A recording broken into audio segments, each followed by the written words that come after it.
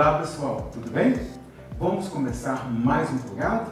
E nesse programa eu te convido a compreender melhor sobre uma questão que tem deixado atentos os moradores da nossa região. Pessoal, o assunto é muito sério. Vamos falar de dengue e relembrar alguns cuidados básicos que devemos ter para eliminar o foco dessa doença e esse mosquito. E como vocês já sabem que eu nunca ando só, para realizar essa conversa e ter um respaldo técnico, convidamos ela, que é praticamente a doutora do Plugado, a infectologista doutora Carolina Arne.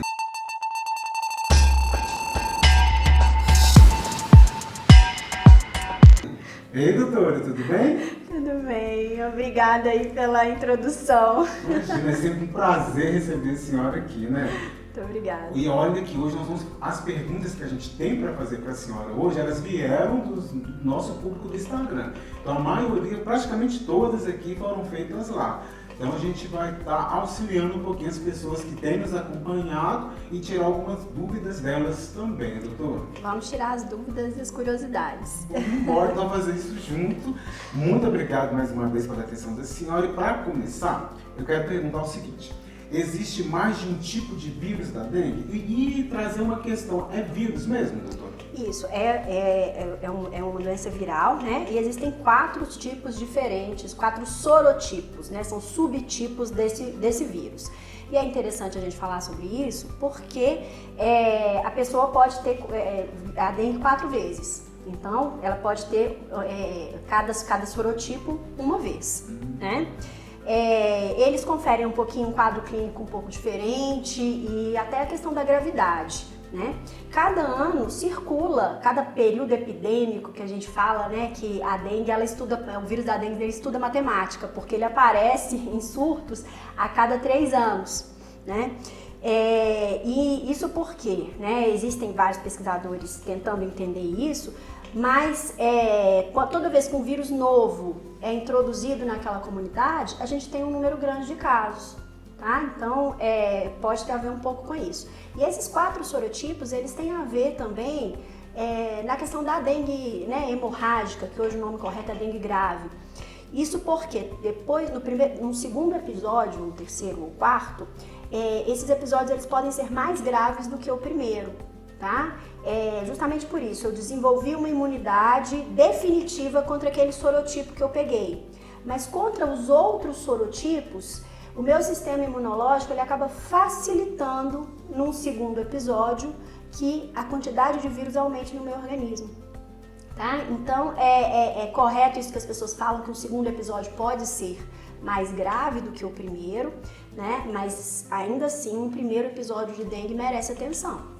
Então, quando a pessoa chega para não, mas está com dengue de novo, então quer dizer que são 4 tipos diferentes. Quando isso, se caso acontecer, é porque existem esses tipos diferentes, né? Exatamente. Essa colocação assim, dessa Exatamente. forma. Perfeito, doutor. Agora, uma dúvida principalmente que é muito da minha mãe, doutor. Além do pessoal perguntou lá, que todo mosquito que ela vê, ela acha que é da dengue. Tem como distinguir esse mosquito? Para olhos bem treinados, a gente consegue sim. O mosquito da dengue ele é atleticano, tá? Então ele veste uma camisa preta e branca, ele é listrado, né? Tem as perninhas listradas de branco, é um mosquito um pouco maior. E o mais importante disso tudo é a gente diferenciar a hora que esse mosquito ele faz, né? Que ele se alimenta, a fêmea do mosquito se alimenta, né? Precisa do sangue do mamífero para se alimentar, e ele gosta de circular no começo da manhã e no final da tarde. Então, não é aquele pernilongo que incomoda no ouvido durante a noite, né? É um mosquito que ele vai circular principalmente nesses horários, no comecinho da manhã e no final da tarde. Perfeito. E a picada do mosquito? É a única forma de transmissão ou você pode conseguir o vírus de outra forma? Não, pro vírus da dengue a única forma de transmissão é a picada do mosquito, né? Quando a gente está falando de zika, a zika ela pode, que são a zika e a chikungunya aí que acontecem nesse período também, né? A zika pode ser transmitida por via sexual e a zika e a chikungunya podem ser transmitidas pela via da mãe para o filho, tá? Na gestação. Isso não acontece com o vírus da dengue. O vírus da dengue, a transmissão acontece exclusivamente pela picada da fêmea do mosquito. Certo. Agora tem uma pergunta um pouco estranha, digamos, que é a seguinte. Toda pergunta é bem-vinda, tá, gente? Mas essa pergunta gerou uma dúvida, um debate muito grande entre nós também. Quantos metros um mosquito pode voar? Interessante a pergunta. A autonomia de voo do mosquito, ela é em torno de 100 metros, né? Então, é um mosquito que ele vai estar ali naquela região. A gente percebe muito isso aqui em Ouro Preto e Mariana, né? Mariana a gente tem mais casos, Ouro Preto a gente não tem tanto. Então esse mosquito ele tem uma autonomia de voo pequena, né? Mas a gente tem que voltar sempre, né? Nos locais onde esse mosquito está, que são principalmente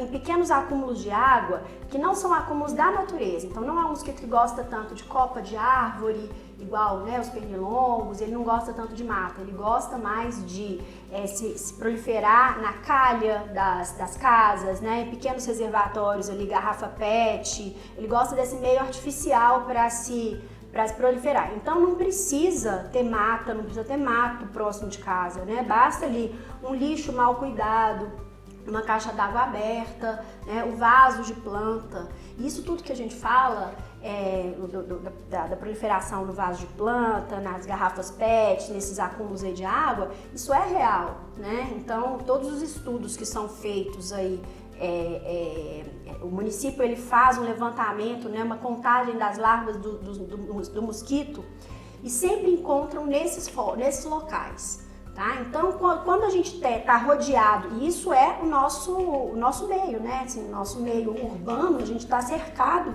desses locais onde a gente pode ter proliferação do mosquito. Então, assim, independente dessa questão da distância que o mosquito pode voar, né? A gente está sob risco ali nesse meio urbano.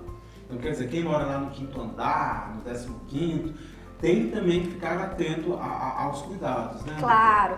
Tem muita gente que pensa, né, que quanto mais alto, menor a probabilidade da gente ter mosquito, né? Mas isso essa pessoa não está protegida. Por quê? A gente pode carrear o mosquito, às vezes numa roupa, numa mala, numa sacola de compra, em alguma coisa que eu tô transportando, a gente pode acabar levando esse mosquito. E outra coisa, essa pessoa ela mora nesse andar, mas ela sai de casa, principalmente nesses horários comerciais, que é quando o mosquito está se alimentando, né? Então, o fato de estar em casa não dá para falar que está totalmente segura. Claro, a gente tem que reforçar que cada um tem a responsabilidade de manter seu ambiente limpo, né? Mas a gente não tem a garantia dos vizinhos, né? Então tem que preocupar-se independente dessa questão da altura. E como a senhora já mencionou, Ouro Preto, Mariana, expôs alguma diferença entre as cidades, aí o clima das cidades, eles influenciam na proliferação do mosquito? Influenciam sim. No começo eu falei que o mosquito, ele sabe matemática, ele aparece a cada 3 anos, a gente sabe que tem, além da circulação desse sorotipo, existem condições climáticas ideais para a proliferação do mosquito. Uma combinação de calor e de umidade, né, e altitude da cidade também, que vão fazer a diferença, né, para a eclosão desses mosquitos. Então tem uma diferença, Ouro Preto e Mariana, né? Apesar de ser cidades muito próximas, a gente não tem tanta doença aqui em Ouro Preto transmitida por mosquito, né? Nós temos aqui na periferia, Itabirito, Mariana, Ponte Nova, posso citar, por exemplo, uma outra doença que é a leishmaniose tegumentar, também transmitida por mosquito, causa feridas. Nós estamos rodeados de leishmaniose, mas dentro aqui da cidade de Ouro Preto são raros os casos, né? Mas a gente sabe que pode acontecer, né? Eu falei dessa autonomia de voo do mosquito, mas a gente circula também, né? E não é por estarmos, né, numa cidade um pouco mais alta que a gente vai estar protegido. E falando de recuperação, doutor, depois que houve o diagnóstico, ficou sabendo qual que é o diagnóstico que a pessoa tem, quanto tempo para recuperar? Para voltar à atividade de novo? Né? Certo. A dengue, os sintomas mais intensos, eles acontecem dentro de 7 dias, tá? Então aqueles 7 dias ali são os cruciais ali, que é onde pode vir a desenvolver um quadro mais grave de dengue. Eu queria só chamar a atenção também que a dengue, apesar da gente temer esse nome hemorrágica, né, a dengue ela mata, não, na maioria das vezes, não é por hemorragia, e sim por desidratação, tá? Então, é justamente por isso que o tratamento é a gente manter uma hidratação importante, né? Tomar bastante líquido. Quando eu falo bastante líquido, não é simplesmente dobrar a quantidade de líquido que a gente toma, não. É uma quantidade grande. Só para você ter uma ideia, a gente prescreve 60 ml de líquido por quilo por dia, né? Então, num adulto isso pode chegar a 4, às vezes até 5 litros por dia. Então, os sintomas mais intensos acontecem ali nos 7 dias. Agora, para uma recuperação total, a dengue causa fadiga, causa cansaço, né? Então, essa pessoa pode demorar um tempo maior para voltar no seu condicionamento normal, tá? Existem estudos em atletas de alta performance mostrando que às vezes até 6 meses depois eles ainda não atingiram né, a capacidade que eles tinham antes da dengue. Então, vale a pena a gente falar isso por a questão da prevenção. Com certeza. E aproveitando que a senhora mencionou os sintomas, eu queria saber se pode ser confundido os sintomas da dengue com gripe forte ou até com a Covid mesmo. Sim, na teoria é muito fácil, né? Quando a gente estuda lá os critérios para diagnóstico de dengue, de Covid e tal, é muito fácil, mas na prática é difícil. Porque todo quadro viral, ele causa sintomas que a gente fala que são inespecíficos, né? Então, pode causar febre, dor no corpo, dor de cabeça. A diferença é que a dengue ela não causa sintomas respiratórios. Tosse, espirro, coriza, dor de garganta não costuma fazer parte do quadro de dengue.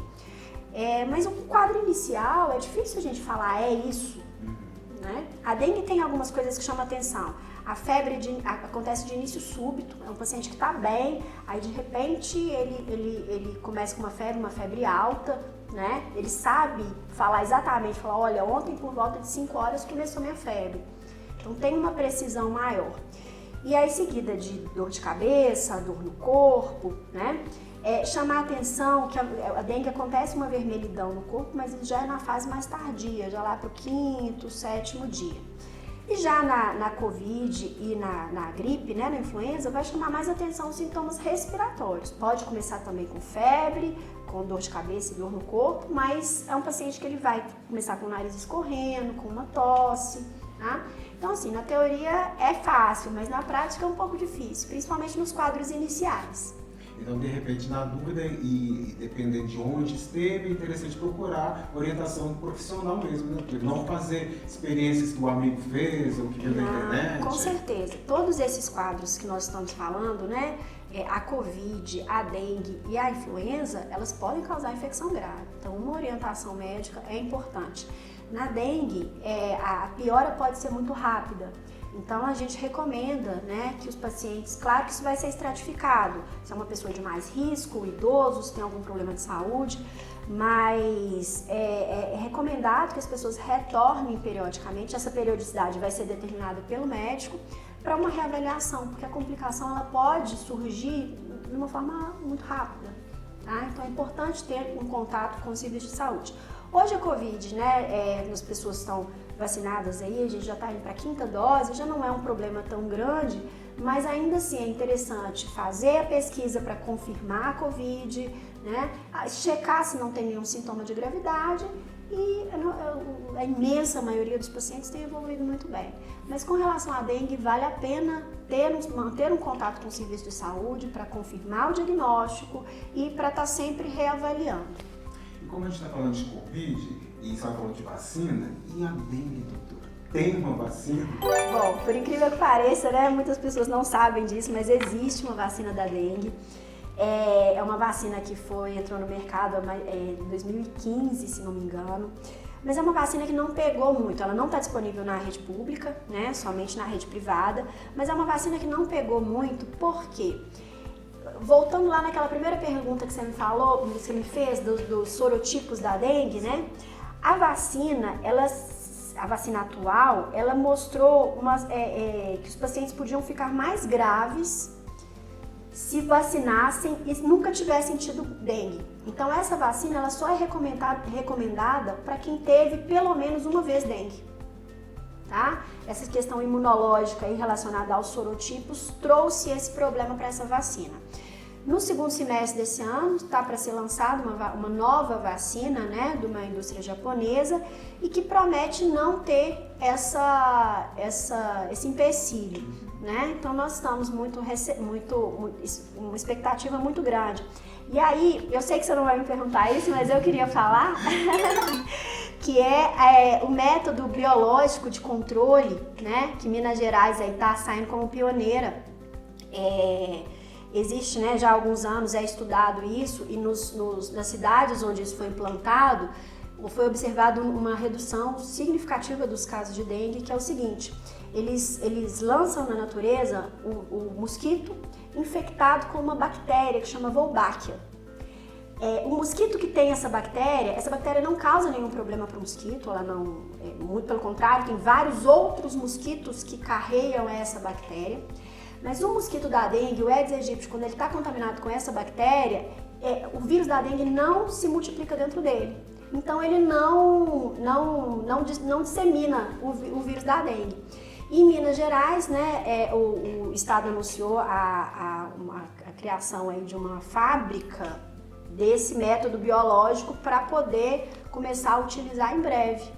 Tá? Então isso traz uma esperança muito grande pra gente, né? Porque já são vários anos aí de casos graves de dengue, matando gente jovem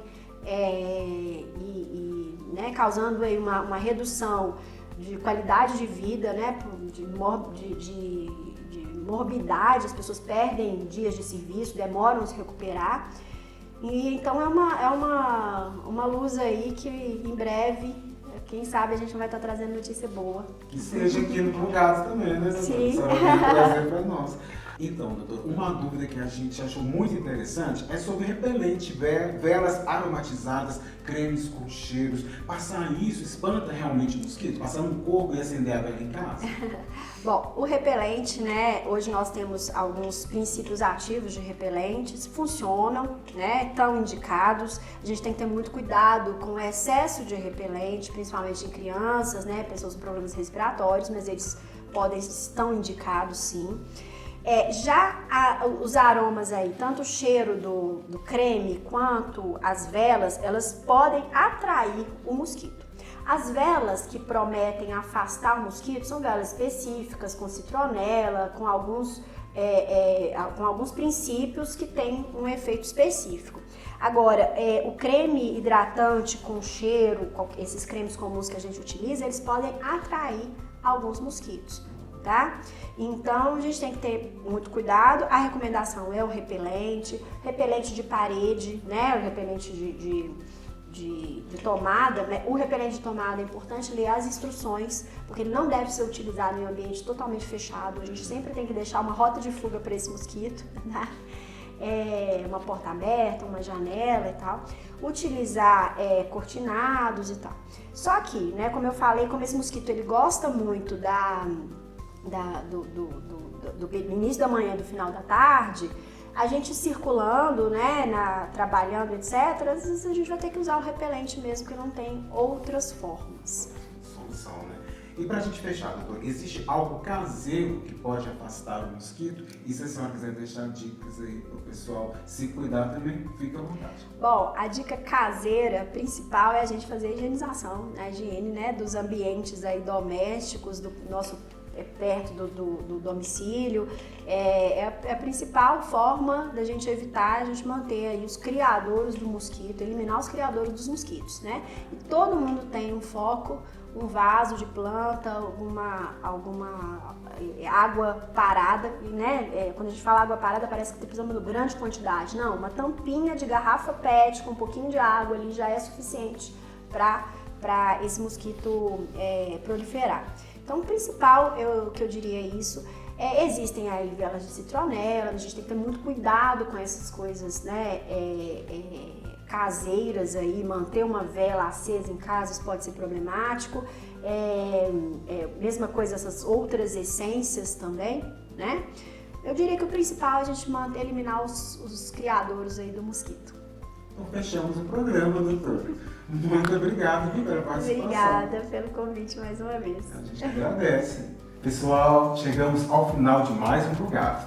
Espero que tenhamos respondido a todas as perguntas. Caso tenha ficado alguma dúvida, manda pra gente nos comentários. Vamos fazer um combinado? Faça esse plugado voar muito por aí, para que seus vizinhos, seus amigos e parentes possam entrar também nessa campanha contra a dengue. Até a próxima, eu e a doutora Carolina vamos ficando por aqui e até mais.